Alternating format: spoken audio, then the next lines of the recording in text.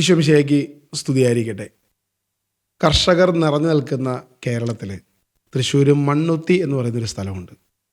ഈ മണ്ണുത്തി എന്ന് പറയുന്ന സ്ഥലത്തിൻ്റെ ഒരു പ്രത്യേകത, അവിടെ ഒത്തിരി നഴ്സറികളുണ്ട്. പ്രധാനമായും ഗവൺമെൻറ് തന്നെ നേരിട്ട് നടത്തുന്ന നഴ്സറികളുണ്ട്.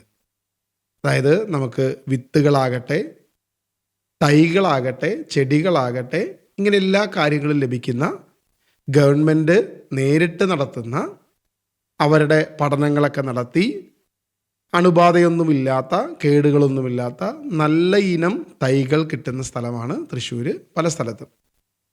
പക്ഷെ നമ്മൾ ഈ പറയുന്ന മണ്ണുത്തി എന്ന് പറയുന്ന സ്ഥലത്ത് ചെന്ന് ഇറങ്ങിക്കഴിഞ്ഞാൽ അവിടെ അനേക ബോർഡുകൾ കാണാം. മണ്ണുത്തി നഴ്സറി, തൃശ്ശൂർ നഴ്സറി എന്നൊക്കെ പറഞ്ഞുകൊണ്ട്. ഇതിലിപ്പോൾ ഏതാണ് ഗവൺമെൻറ് അപ്രൂവൽ ആയിട്ടുള്ളത്, ഗവൺമെൻറ് അംഗീകൃതമായി നേരിട്ട് നടത്തുന്ന സെൻറ്റർ ഏതാണ് എന്ന് തിരിച്ചറിയുക വളരെ പ്രയാസകരമാണ്. നമ്മളൊന്ന് അറിയണമെന്ന് വിചാരിച്ച് ഏതെങ്കിലും ഒരു കടക്കാരനോടോ ഓട്ടോറിക്ഷയിലുള്ളവനോടോ അല്ലെങ്കിൽ ഏതെങ്കിലും ഒരു നഴ്സറിയിലോ നേരിട്ട് ചെന്ന് ചോദിച്ചാൽ അവർക്കിഷ്ടമുള്ള നഴ്സറികളിലേക്ക് നമ്മൾ വിടുമെന്നല്ലാതെ ഒരിക്കലും യഥാർത്ഥ സ്ഥലം നമ്മൾ എത്തിപ്പിടിക്കുക അത്ര ഈസിയല്ല, പോസിബിൾ അല്ല. ഇനി നമ്മൾ ഗൂഗിൾ മാപ്പിനെ ഒന്ന് ആശ്രയിക്കാമെന്ന് വിചാരിക്കുക.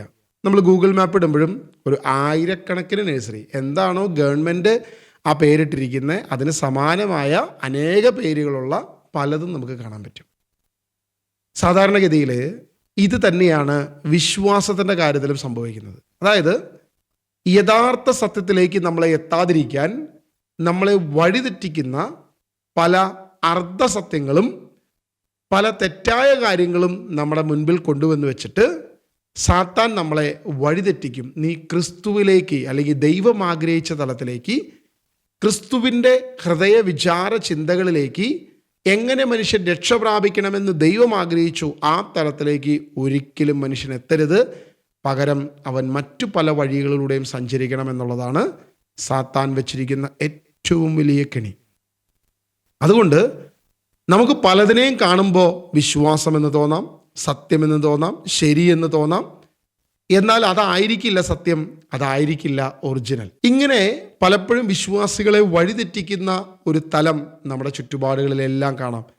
ക്രിസ്റ്റോസെൻട്രിക്കായി, ക്രിസ്തുവിലേക്ക് നമ്മളെ തിരിക്കാതെ ക്രിസ്തുവിന് പകരമായി പലതിലേക്കും നമ്മളെ വഴിതിരിക്കുന്ന പലവിധ സൂചനകൾ നമ്മുടെ മുൻപിലുണ്ട്. നമ്മൾ മത്തായി സുവിശേഷം അതിൻ്റെ 27-ാം അധ്യായം അതിൻ്റെ 54-ാം വാക്യം നമ്മൾ വായിക്കുമ്പം യേശുവിൻ്റെ കാൽവരി ക്രൂശിൽ അവൻ്റെ മരണം സംഭവിക്കുമ്പോൾ നടന്നൊരു വിഷയത്തെക്കുറിച്ച് വചനം നമ്മൾ ഇങ്ങനെ പഠിപ്പിക്കുകയാണ്. അപ്പോൾ ദേവാലയത്തിലെ തിരശ്ശീല മുകൾ മുതൽ താഴെ വരെ രണ്ടായി കീറി, ഭൂമി കുലുങ്ങി, പാറകൾ പിളർക്കപ്പെട്ടു, ശവകുടീരങ്ങൾ തുറക്കപ്പെട്ടു. ജെറുസലേം ദേവാലയത്തിലുണ്ടായിരുന്ന ഏറ്റവും വലിയ ഒരു തിരശ്ശീല, വളരെ കട്ടിയുള്ള, വളരെ ഹൈറ്റുള്ള, അത് ദേവാലയത്തിൻ്റെ മുകളിൽ നിന്നും താഴോട്ട് ആ ആലയത്തിൻ്റെ ഏറ്റവും പ്രധാനപ്പെട്ട സ്ഥലം, അതായത് അതിവിശുദ്ധ സ്ഥലം എന്ന് പറയപ്പെടുന്ന സ്ഥലവും പ്രാകാരവും, ജനങ്ങൾ നിൽക്കുന്ന വിശുദ്ധ സ്ഥലവും പ്രാകാരവും അതിവിശുദ്ധ സ്ഥലവും തമ്മിൽ വേർതിരിക്കുന്ന ഏറ്റവും വലിയൊരു കർട്ടൻ, ഇതുണ്ടാക്കാൻ തന്നെ അനേക ദിവസങ്ങളും മാസങ്ങളും എടുത്തു എന്നുള്ളതാണ് പറയപ്പെടുന്നത്. ഇങ്ങനെയുള്ളൊരു വിരി അത് മുകളിൽ നിന്നും താഴേക്ക് രണ്ടായി കീറിപ്പോയി. അതായത് ഒരു മനുഷ്യൻ്റെയും പ്രയത്നം കൂടാതെ, ഒരു മനുഷ്യൻ്റെയും പ്രവൃത്തി കൂടാതെ, താഴെ നിന്നല്ല, മനുഷ്യന് തൊടാൻ കഴിയാത്തത്ര ഉയരത്തിൽ നിന്നും താഴോട്ട് രണ്ടായി കീറി മാറ്റപ്പെട്ടു. ഇത് എന്തിനെയാണ് സൂചിപ്പിക്കുന്നത്? പഴയ നിയമത്തിൽ ദൈവത്തിൻ്റെ മുൻപിൽ ചെല്ലാൻ കഴിയാത്തവണ്ണം നമ്മളെ തടസ്സപ്പെടുത്തിക്കൊണ്ടിരുന്ന നമ്മുടെ അശുദ്ധി, പാപം, ഒരു വ്യക്തിക്ക് ദൈവസന്നിധിയിൽ എത്തണമെങ്കിൽ പ്രധാന പുരോഹിതൻ വഴി അവൻ്റെ പാപ പരിഹാരത്തിനു വേണ്ടി ബലിയർപ്പിച്ചതിന് ശേഷം മാത്രമേ ദൈവസന്നിധിയിൽ എത്തത്തുള്ളൂ. എന്നാൽ പോലും ആ വ്യക്തിക്ക് ആ പ്രധാനപ്പെട്ട സ്ഥലത്തേക്ക്, അതിവിശുദ്ധ സ്ഥലത്തേക്ക് നേരിട്ടെത്താനോ നേരിട്ട് നോക്കാനോ പ്രാർത്ഥിക്കാനോ സാധിക്കില്ലായിരുന്നു. അത് പുരോഹിതൻ മാത്രം വർഷത്തിലൊരിക്കൽ ജനത്തിൻ്റെ പാപത്തിന് വേണ്ടി ബലിയർപ്പിക്കാൻ മാത്രം പോകുന്ന സ്ഥലമാണ് ഈ അതിവിശുദ്ധ സ്ഥലം. ആ അതിവിശുദ്ധ സ്ഥലത്തേക്ക് യാതൊരു വിധത്തിലും മറ്റ് ജനങ്ങൾക്ക്, സാധാ വിശ്വാസികൾക്ക് എത്തിപ്പെടാൻ സാധിക്കാത്തവണ്ണം ഒരു വിരിയിട്ട് ദൈവം തന്നെ അതിനെ മറച്ചു. എന്തുകൊണ്ടാണ് ദൈവം മറച്ചത്? കാരണം ദൈവം പരിശുദ്ധനായിരിക്കുന്നത് പോലെ ജനം പരിശുദ്ധരല്ലാത്തത് കൊണ്ട് ഈ പരിശുദ്ധിയുള്ള ദൈവസാന്നിധ്യത്തിലേക്ക്, നമ്മൾ സീനായ് മലയിൽ ഇതേ വിഷയം തന്നെ കാണുന്നുണ്ട്. സീനായ് മലയിലേക്ക് ജനം അടുക്കാതിരിക്കാൻ കയർ കെട്ടിത്തിരിക്കുന്ന മോശയെ നമുക്ക് കാണാൻ പറ്റും. കാരണം വിശുദ്ധിയില്ലാത്തത് ദൈവസാന്നിധ്യത്തിൻ്റെ മുൻപിൽ ചെന്നാൽ അവൻ പൂർണ്ണമായി ജ്വലിച്ച് അല്ലെങ്കിൽ അഗ്നിക്ക് ഇരയാകുമെന്നുള്ളത് കൊണ്ടാണ്.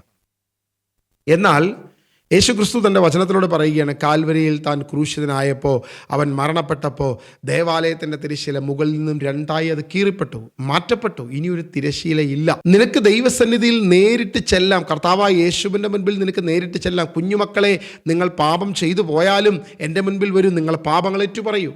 ആകയാൽ യേശുക്രിസ്തുവിനോട് ഐക്യപ്പെടുന്നവന് ശിക്ഷാവിധിയില്ല. അവൻ യേശുവിനോട് ഐക്യപ്പെടണം. ക്രൂശിതരായ ക്രിസ്തുവിന്റെ മുൻപിൽ നീ ചെല്ലണം. ഹെബ്രായ ലേഖനം അതിന്റെ 10-ാം അധ്യായം അതിന്റെ 19 മുതൽ വാക്യങ്ങൾ പറയുക, എൻ്റെ സഹോദരരെ, യേശുവിന്റെ രക്തം മൂലം വിശുദ്ധ സ്ഥലത്തേക്ക് പ്രവേശിക്കാൻ നമുക്ക് ധൈര്യമുണ്ട്, മനോധൈര്യമുണ്ട്.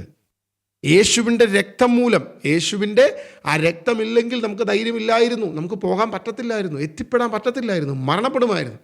എന്നാൽ ദൈവവചനം അപ്പോസ്തലനായ പൗലോസ് നമ്മളെ പഠിപ്പിക്കുകയാണ്, സഹോദരരെ, യേശുവിൻ്റെ രക്തം മൂലം വിശുദ്ധ സ്ഥലത്തേക്ക് പ്രവേശിക്കാൻ നമുക്ക് മനോധൈര്യമുണ്ട്. അടുത്ത വാക്യം പറയുകയാണ്, എന്തെന്നാൽ തൻ്റെ ശരീരമാകുന്ന വിരിയിലൂടെ അവൻ നമുക്ക് നവീനവും സജീവവുമായ ഒരു പാത തുറന്നു തന്നിരിക്കുന്നു.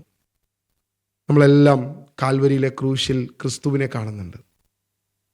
അവൻ്റെ ശരീരം രണ്ടായി കീറി മുറിച്ച്, പല പീസുകളായി കീറി മുറിക്കപ്പെട്ട് അവൻ്റെ ശരീരമാകുന്ന വിരിയിലൂടെ നീ അകത്ത് പ്രവേശിച്ചോളാൻ.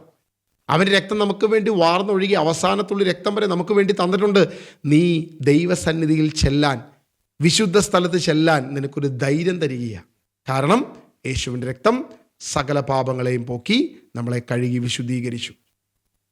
ഇന്നൊരു ക്രിസ്ത്യാനി, ഒരു വിശ്വാസി യേശുവിൻ്റെ അടുത്ത് നേരിട്ട് ചെല്ലാനുള്ള അവകാശവും അധികാരവുമുണ്ട്. നീ വളഞ്ഞ യാതൊരു വഴിയും പിടിക്കണ്ട, വേറൊരു വ്യക്തിയിലൂടെയും നീ യേശുവിൻ്റെ അടുത്തോട്ട് ചെല്ലണ്ട. നിനക്ക് യേശുവിൻ്റെ അടുത്ത് നേരിട്ട് ചെല്ലാം. കഴിഞ്ഞ കാലങ്ങളിൽ വിശ്വാസികളെ കബളിപ്പിക്കുന്ന ഒരു പ്രബോധനമാണ്, ദൈവം പരിശുദ്ധനായതുകൊണ്ട്, അതിവിശുദ്ധനായതുകൊണ്ട്, മനുഷ്യർ പാപികളായതുകൊണ്ട് മനുഷ്യർക്ക് ദൈവസന്നിധിയിൽ എത്താൻ പറ്റത്തില്ല. അങ്ങനെ ചെന്നാൽ നിന്റെ കാര്യം സാധിക്കത്തില്ല, നിന്റെ ആവശ്യം നടക്കത്തില്ല. അങ്ങനെ ആയതുകൊണ്ട് നിന്റെ ആവശ്യം നടക്കാൻ നീ വിശുദ്ധരുടെയോ മാതാവിൻ്റെയോ മാധ്യസ്ഥം അപേക്ഷിക്കുക. അതുവഴി ക്രിസ്തുവിൽ നിന്നും നീ അനുഗ്രഹം പ്രാപിക്കും. എന്താണ് അപ്പോസ്തലനായ പൗലോസ് നമ്മളെ പഠിപ്പിച്ചത്? വിശുദ്ധ സ്ഥലത്തേക്ക് ചെല്ലാൻ നമുക്ക് മനോധൈര്യം യേശുവിൻ്റെ രക്തമാണ്. അപ്പോൾ യേശുവിൻ്റെ രക്തം ചിന്തപ്പെട്ടത് കൊണ്ട് നിനക്ക് ധൈര്യമായി കയറി ചെല്ലാം. ഒരു തിരശ്ശീലയും നിനക്ക് തടസ്സമല്ല, ഒരു തിരശ്ശീലയും നിനക്ക് മറയല്ല. നിന്റെ പാപങ്ങളെ ഏറ്റുപറയണം. ഒറ്റ ഡിമാൻഡേ ഉള്ളൂ. നിനക്ക് കുത്തുകൊള്ളുമ്പോൾ, ദൈവവചനം കേൾക്കുമ്പോൾ മനസ്തപിച്ച്, അനുതപിച്ച്, പാപങ്ങളേറ്റു പറഞ്ഞ് യേശുവിൻ്റെ മുമ്പിൽ ചെല്ലണം. മനസ്തപിക്കാൻ തയ്യാറല്ലാത്തവൻ, അനുതപിക്കാൻ തയ്യാറല്ലാത്തവൻ, പശ്ചാത്തപിച്ച് പാപങ്ങളെ ഏറ്റുപറയാൻ തയ്യാറല്ലാത്തവൻ നീ എവിടെ ചെന്നാലും അനുഗ്രഹം പ്രാപിക്കത്തില്ല. ഇന്ന് ഒരുവൻ പാപമേറ്റു പറയരുത്, മനസ്തപിക്കരുത്, അവൻ മാനസാന്തരപ്പെടരുത്, അവൻ്റെ പാപങ്ങൾ എന്നും അവനിൽ തന്നെ നിലനിൽക്കണം എന്ന് ആഗ്രഹിക്കുന്ന പിശാച് നിന്നെ ചതിക്കുകയാണ്. യേശുവിൻ്റെ അടുത്ത് നിനക്ക് നേരിട്ട് ചെല്ലാൻ പറ്റത്തില്ല. അതുകൊണ്ട് നീ വളഞ്ഞ വഴി ചെല്ലുക. നീ മാതാവിലൂടെ ക്രിസ്തുവിലേക്ക് ചെന്നാൽ നിന്റെ പാപങ്ങൾ കഴുകണ്ട, നിന്റെ മനസ്തപിക്കണ്ട, അനുതപിക്കണ്ട, നിന്റെ കാര്യം നടത്തി തരും എന്ന തലത്തിൽ പ്രബോധനം നടത്തി വഴിതെറ്റിക്കുന്ന, വിശ്വാസികളെ വഴിതെറ്റിക്കുന്ന പിശാചിൻ്റെ പ്രബോധനം. ഞാൻ തുടക്കം പറഞ്ഞൊരു ഉദാഹരണം നിങ്ങൾ ശ്രദ്ധിച്ചോ? മണ്ണുത്തി. അതായത് നിങ്ങളെ ഒരിക്കലും ഏതെങ്കിലും ഒരു നഴ്സറിയിൽ, മണ്ണുത്തിരിയിലുള്ള ഒരു പ്രൈവറ്റായിട്ട് നടത്തുന്ന ഏതെങ്കിലും ഒരു സ്ഥലത്ത് ചെന്നാൽ ഒരിക്കലും അവർ നിങ്ങളെ ഗവൺമെൻറ്റിലേക്ക് തിരിച്ചു വിടത്തില്ല. കാരണം അവിടെ കുറച്ചുകൂടി വിലക്കുറവാണ്, ഒരുപക്ഷെ നിങ്ങൾക്ക് കുറച്ചുകൂടി ക്വാളിറ്റി കിട്ടുമായിരിക്കാം. അവിടേക്ക് ഒരിക്കലും നിങ്ങളെ ഇവർ വിടത്തില്ല. കാരണം ആ കച്ചവടം അവർക്ക് എന്നും വേണം.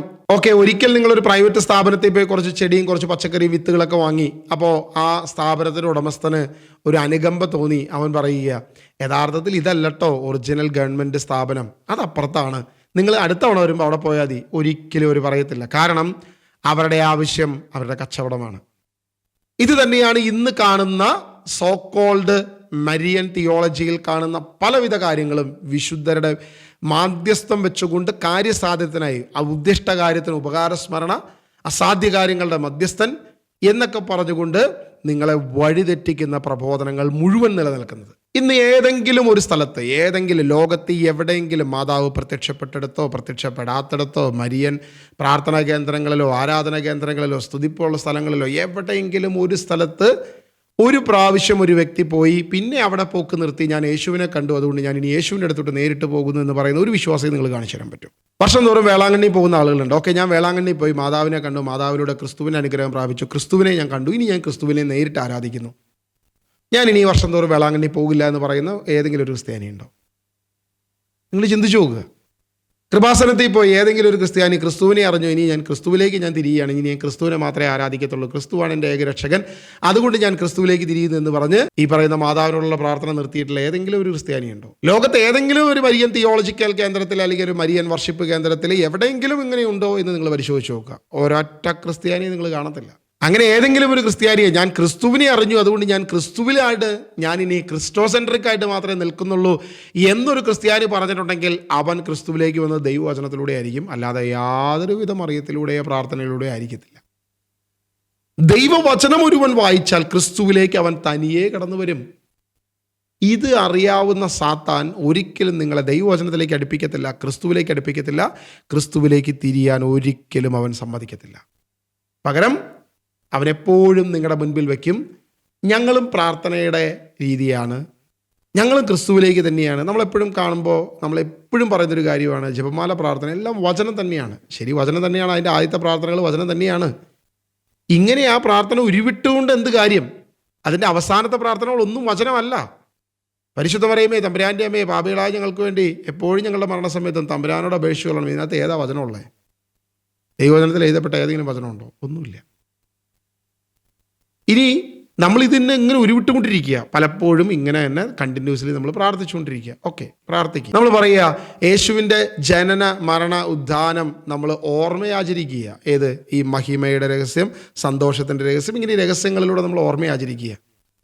എത്ര ക്രിസ്ത്യാനി ഈ ഓർമ്മയാചരിച്ച് ജപമാല ചെല്ലുന്നുണ്ട്? അഖണ്ഡ ജപമാല ചെല്ലുന്നവരും ജപമാല ചെല്ലുന്നവരും എത്ര പേര് ഇത് യേശുവിനെ കുറിച്ച് ഓർമ്മിക്കുന്നുണ്ട്? അതെയോ ഇങ്ങനെ വെറുതെ ഇങ്ങനെ പറഞ്ഞ റബ്ബി സ്വസ്തി കർത്താവിനുടെ സ്ത്രീകളങ്ങനെ. ഞാൻ മാതാവിനെതിരല്ല, സ്വർഗത്തിലിരിക്കുന്ന യേശുവിൻ്റെ അമ്മയ്ക്ക് ഞാൻ എതിരല്ല, യേശുവിനോട് കൂടെ വസിക്കുന്ന യേശുവിൻ്റെ അമ്മയ്ക്ക് ഞാൻ എതിരല്ല.